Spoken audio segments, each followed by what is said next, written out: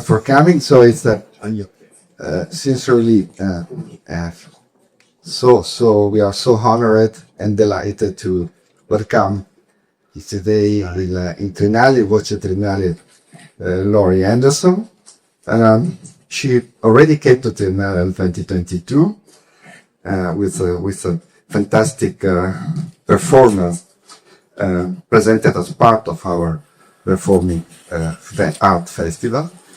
And tonight she will be here with us for the presentation of her album. So this is such an honor, and for many reasons, I believe that Laurie Anderson is someone who inspired a generation of artists and has changed the history not only of multimedia performances, but the history of poetry, the history of culture, art, and music. And that's the reason we really want to, to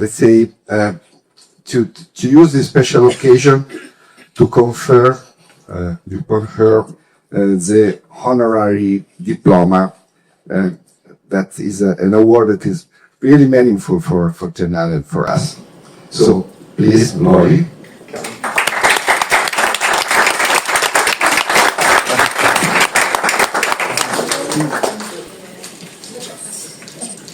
So I have to read.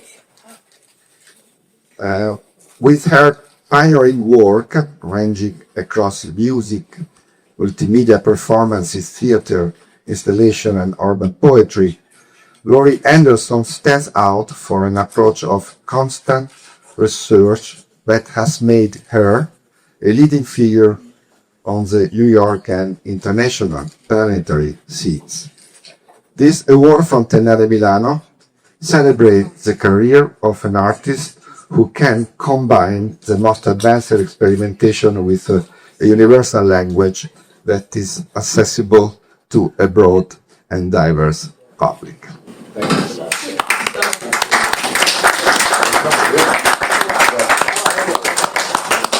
And now, Carlo, please, I leave the floor to Carlo Antonelli, who is leading this unique space, I think.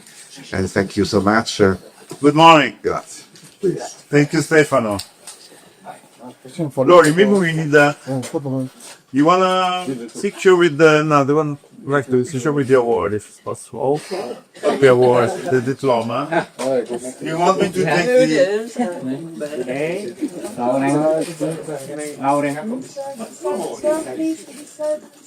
Lauren, di qua al centro. Edward,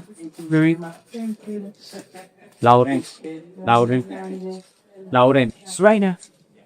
Okay. A little too much.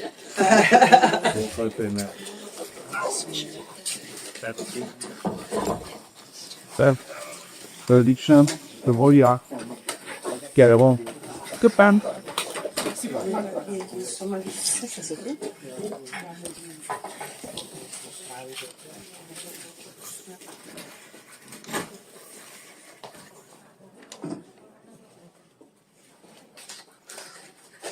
So we'll talk in English and then I will try to translate very briefly some recaps in the middle of the conversation. It's not going to be very long. Few things. We are particularly happy today because this is basically 1 year that this space has been opened. In 1 year we did, I have to say, a lot of things. And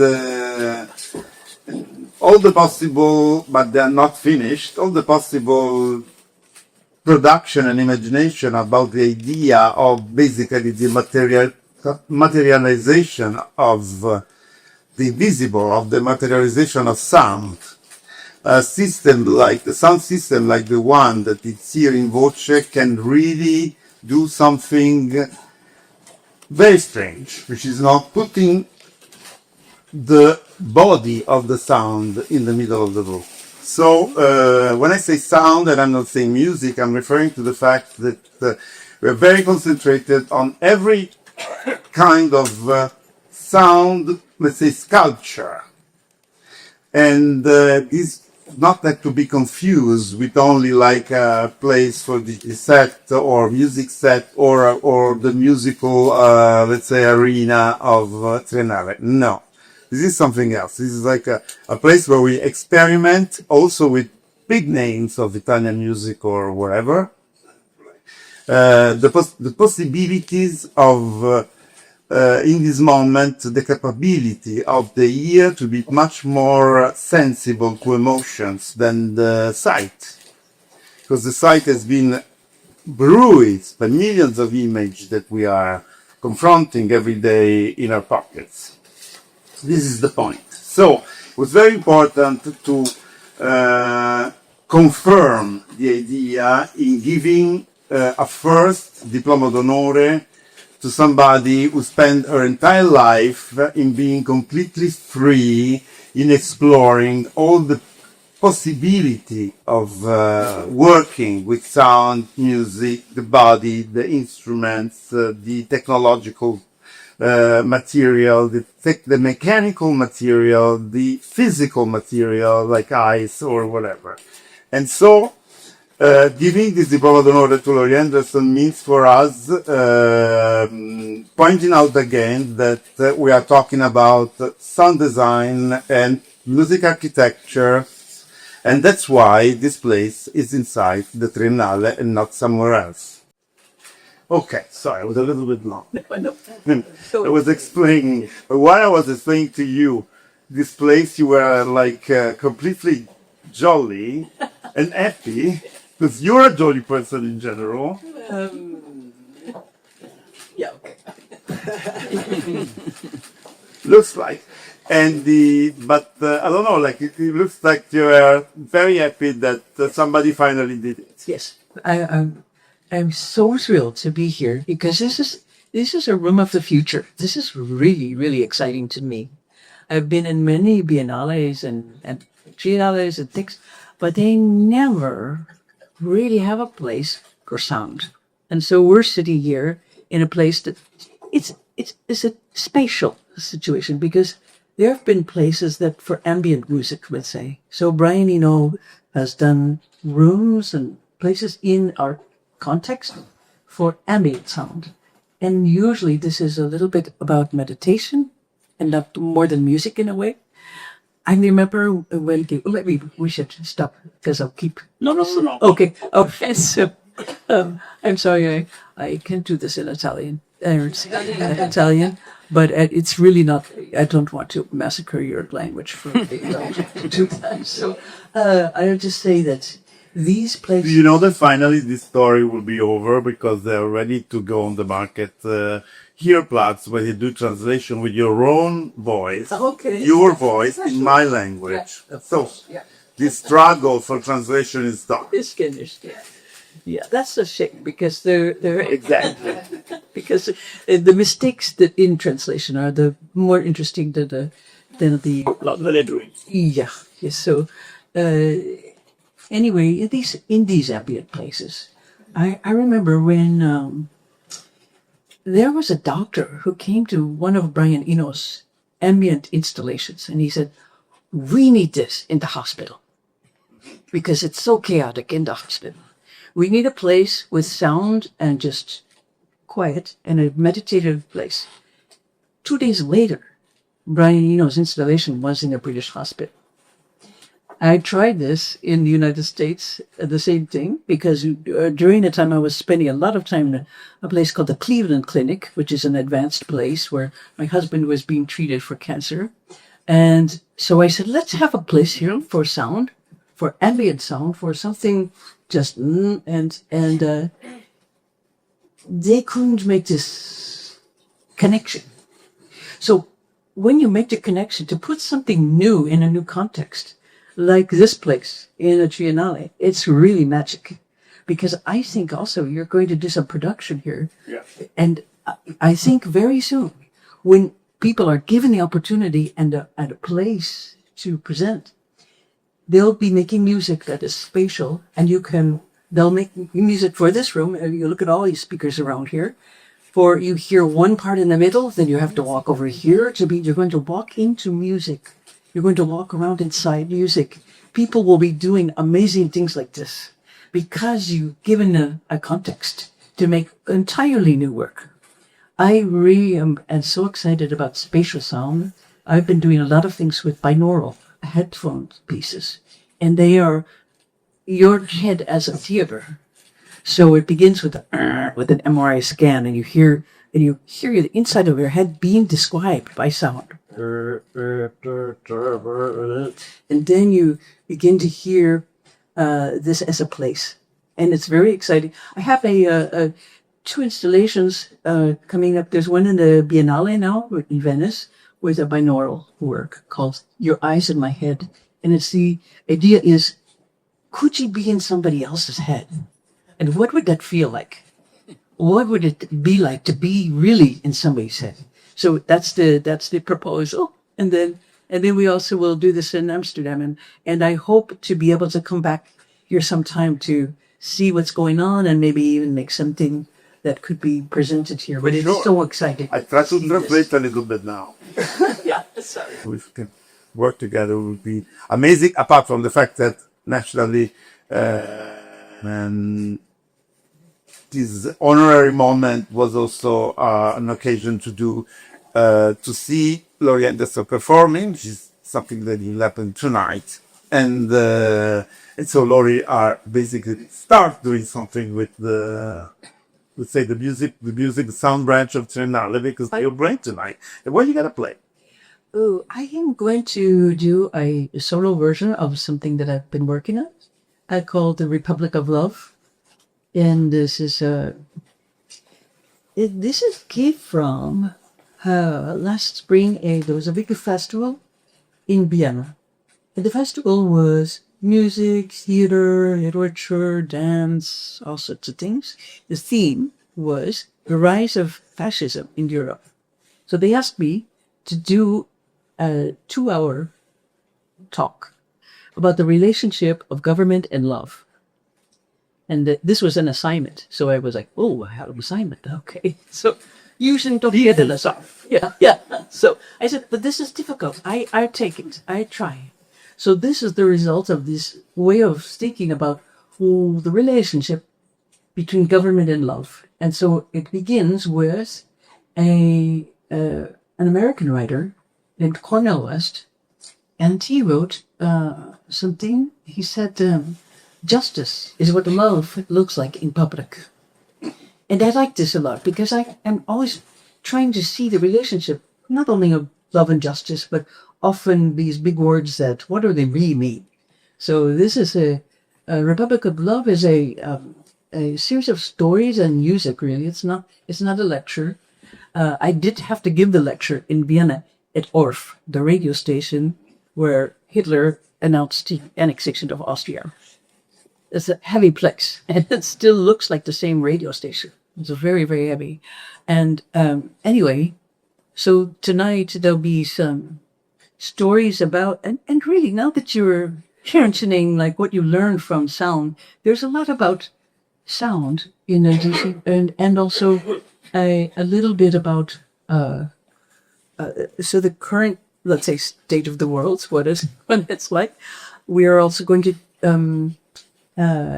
in the bigger production of this work, we do a song by Bob Dylan, "Hard Rain's Gonna Fall," because there are so many moments now where you see war extending from the 20th century into ours. And my own connection with that was a story that I'll tell tonight about one of my uncles. My Uncle Alan, he came back from the war, and he didn't want to take his uniform off. He stayed in his uniform. Came back with what kind of war? The Second World War. Second World War, yeah. Mm-hmm. But he could stop crying. He cried nonstop. Post-traumatic stress disorder, max. Exactly.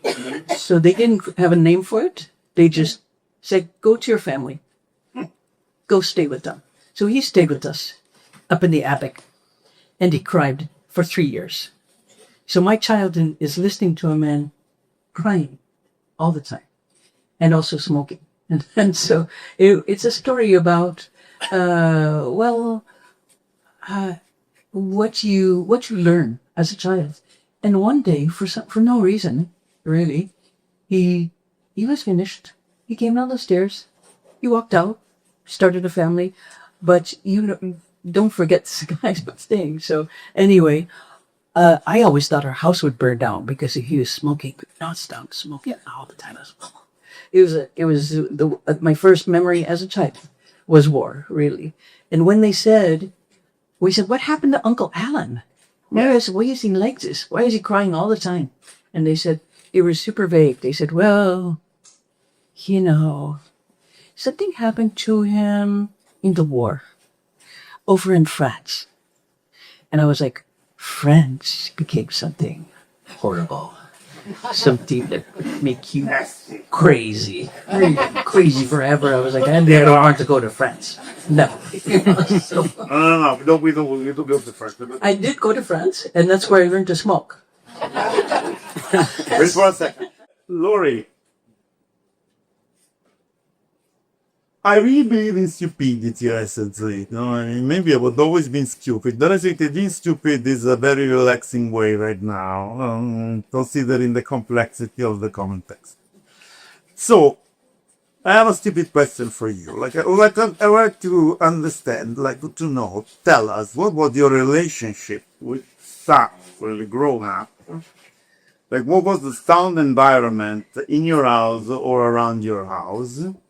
And why you decided to study music and violin interpretation? Well, first of all, tonight I will tell a story about Alan, but in Italian. So, since I'm studying Italian, Tonight we have sort of translated. I will make an effort. Yes, yeah, the trauma. I'll continue the trauma. I from a very big family, so with 8 kids, so it was all really noisy, and lots of stuff going on. I liked this. It was not a peaceful place. It was a crazy place with lots of kids, and we had an orchestra in our family. So everybody played an instrument except my dad. He was the audience. He was the big guy. Just What a bad would do about this job. he married the boss's daughter. He married the boss's daughter. Yeah. His job. He was a paint. A mess. Yeah. United States are always cinematic, it doesn't matter where you, I don't know. where it comes from. We Suo saw- papà gli ho chiesto qual era il suo lavoro, ha detto ha semplicemente sposato la figlia del boss. Yeah. Classico. Classic. I don't know. But we had the same feeling about Italy. It seemed like a movie. It seemed like everybody was in a movie. It was. It was. We felt that way about Italy. So, Really? because so many Italian movies we were looking at, we thought Italy was a movie. So, anyway, You were there. The family was basically an orchestra, and you have to play an instrument. you had to play an instrument. You had to play, and so and you had to take care of the other kids. So I was learning a lot about that. To be a miniature mom, it was horrible. It's like take care of the other little ones. So, but I wrote a lot about that about my childhood at some point, because there was one story that I'll tell you of my childhood as a miniature mom, and I was in charge of my two little brothers, twins, and About where were the adults? Come on. were the other ones? Where the adults were? Why you were? That's not me to school. Because I was daughter number 2, and that was my job. Okay. Everyone had a job. So that was my job. Take care of Where in the U.S.? in the Midwest. Very cold part of the country of Chicago. Yeah. And so So Wisconsin. No, Illinois. Okay, sorry. yeah, Illinois. Near Wisconsin, Michigan, all these places where the Swedes came down. They love the cold, and they love how gray the days are. Gray, dreary, sad days. This is the Swedish way. We like that. Anyway, so one day I was taking my little brothers to the movies, and I came back, and because it was winter, I was walking north in a little stroller across a frozen lake. Because I said, let's go to the island in the lake and see the moon. That's what miniature moms do. They say, "Yeah, let's do this. Experiment.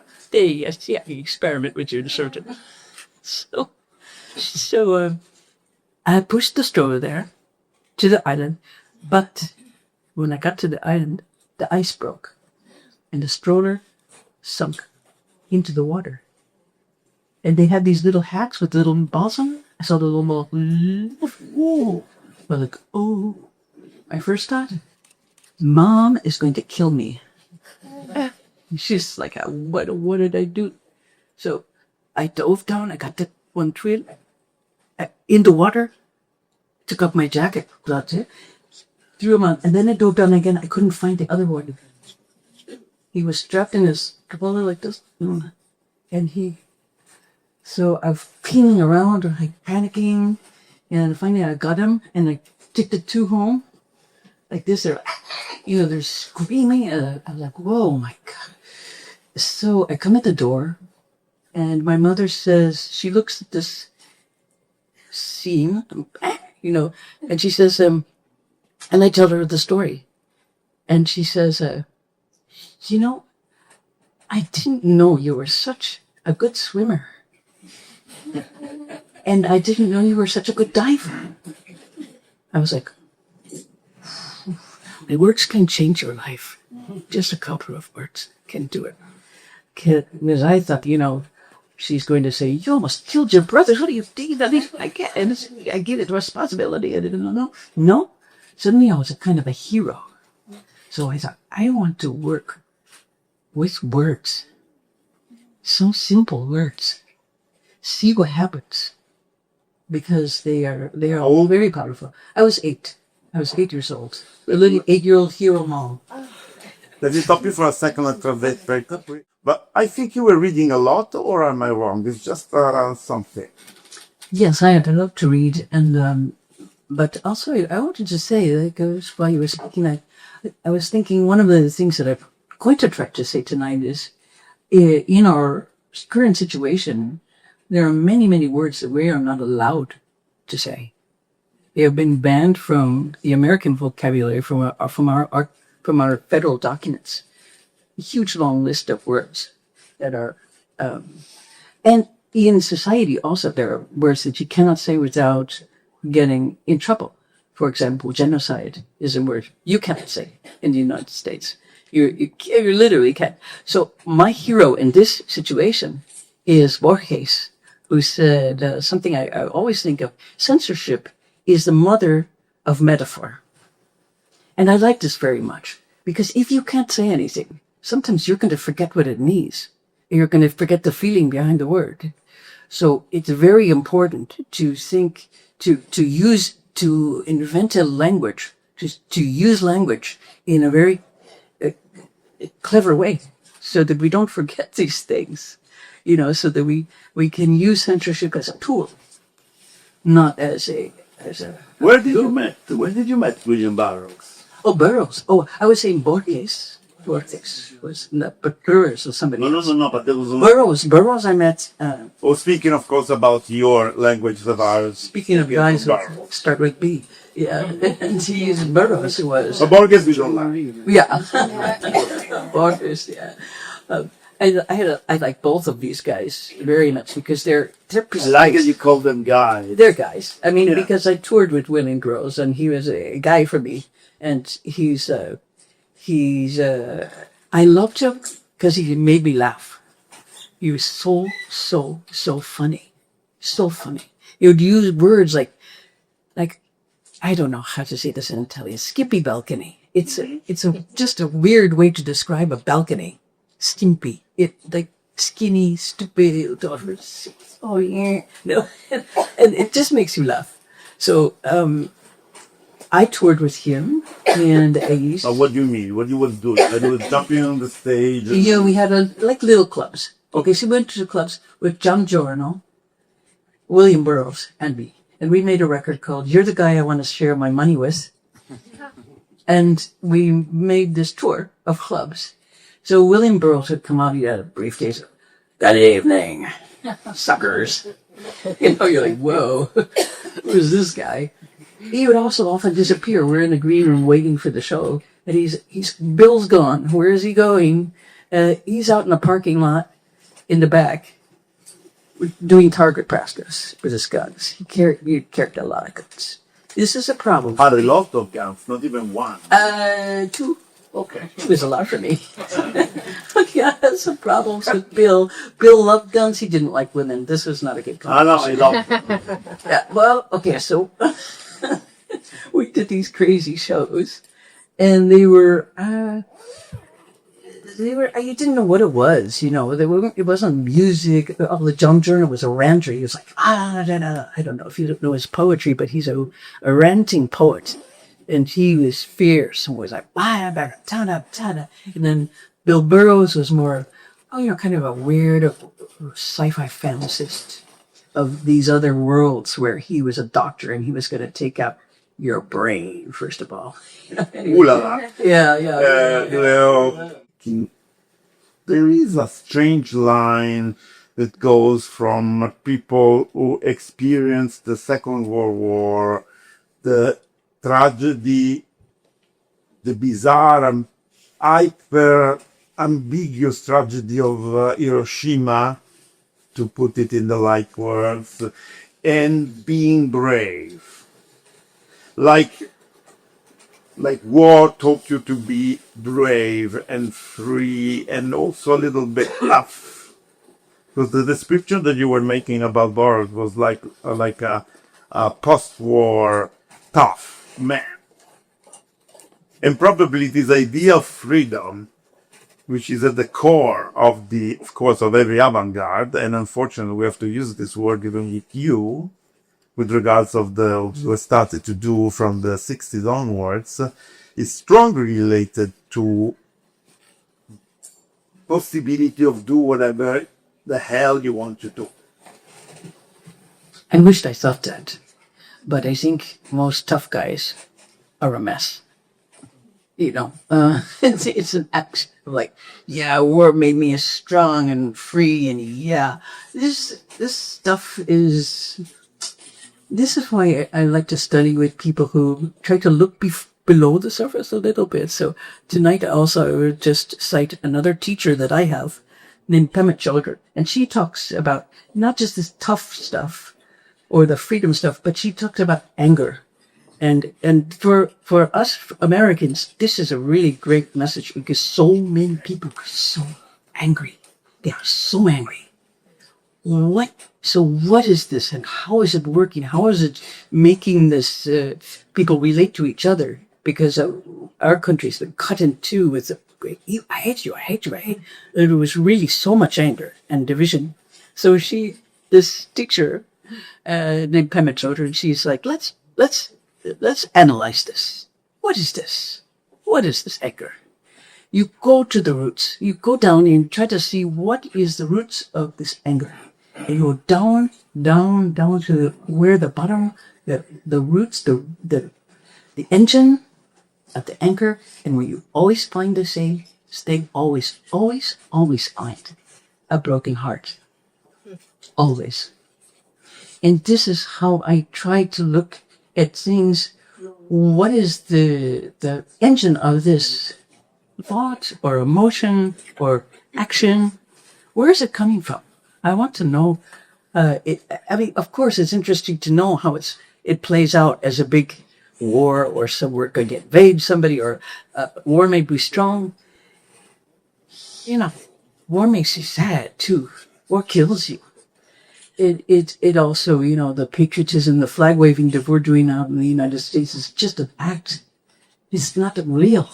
It is not real. It's just this kind of knee-jerk world where we live in of real illusion, So, unfortunately, a lot of people sort of believed these typical stories about what was going on in the world, and they just became they got a little lost, really, because it's hard to see what's really going on when you forget how to analyze things, you know, when you just act like, when information comes so fast, you don't have a chance to analyze it. You don't say what's going on here. So anyway. Listen, but how many things are you doing tonight? Because you put something like 20. You don't have to know. Like how long the concept is going on? 4 hours. 4 hours. No problem. No, we're more than happy, but you keep adding things and so. No, I tried to tell you a little bit about it, but really, I'm trying not to make a show into a lecture. I really, like a lot of artists Why at home not? now. Well, because I know that a lot of artists are trying to say this about freedom, this about what, and I'm like, oh, I don't, or what we should do, because I hate it when people tell me what to do. I say, you don't know me. Don't tell me what to do. So I never do that to somebody. I never do that, actually. I'm really conscious of that. Don't do that. We come to our own conclusions about things, and we have such different bases to make these. But also, when you were saying when you were saying this thing about war gives you courage, I think there are people who do have that experience. I think so. I was. It's a more complicated answer than I gave you. So I want to say that I think there are many people who have great courage now, and there are and they are trying to do things. So I don't have hope, or I don't have despair. I don't have either one. So I just try. I just have fun. We're coming back at the beginning. You deny the fact that you're a jolly person, but it's not. And I remember a picture when I was a kid. No uncle in the Azza room for me, but I remember a picture in the newspaper. I'm from Genoa, and I remember I think it was 75 or 74. I was 10, and there was a picture of you playing violin over an ice cube with ice skaters, and it was beautiful in the middle of the historical centers. And I was thinking, who is this woman? And strange enough, this thing is going back to the ice lake. Yeah, it was that same thing. So little Carlo is walking around Genoa. Wow. I wish I could do that. Well, so you saw me. No, I wasn't. You saw me. I was looking in the newspaper. In the newspaper. Okay, because I did these concerts in the street. I know. Not announced. And I worked with the great Germano Celang, who's a very dear friend of mine, and Ida Janelli. Also, they were partners in the Ida Janelli Gallery in Genoa. And they invited me to come and show some graphic work. But I said, I like to do music. And so they said, Germano said, great, we'll do some concerts. And I said, I'm going to use a violin that has a speaker inside. So it's a self-playing, it plays by itself. So then you do duets with it live. So it plays, and you play, it's a duet of live and pre-recorded.